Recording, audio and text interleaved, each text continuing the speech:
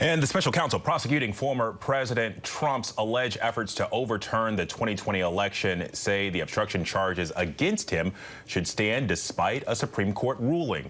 Trump's attorneys say the obstruction of an official proceeding statute should no longer apply because he was never directly involved with obstructing the proceedings. But in a new court filing, prosecutors say Trump was directly involved in attempting to send fraudulent certificates to Congress on January 6th. For more on this, I want to bring in senior reporter Catherine Falders alongside with ABC News legal contributor Brian Buckmeyer for more.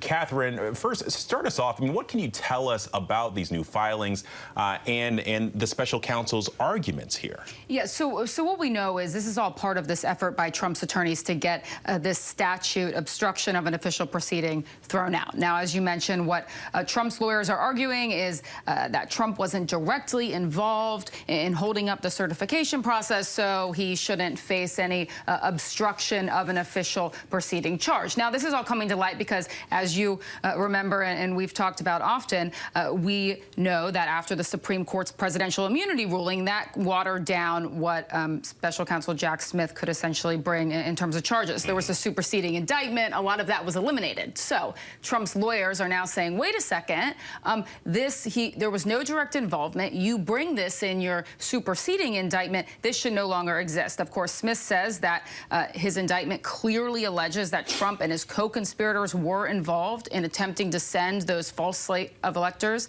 to Mike Pence. Of course, this is all happening close to the election, but they're asking the judge to weigh in, and we'll see what the judge overseeing this case says. Yeah, it's fascinating. Brian, so we were talking about, the Supreme Court ruled earlier this year that obstruction charges in many of these January 6 cases could not stand. I'm curious, I mean, what makes this different?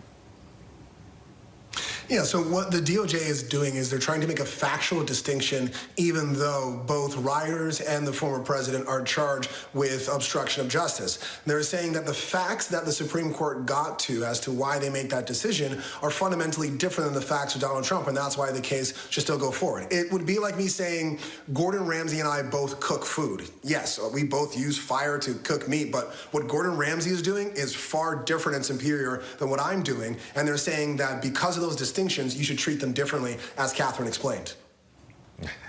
I appreciate that metaphor. But Catherine, you brought up the timing of this, just 20 days out from this election.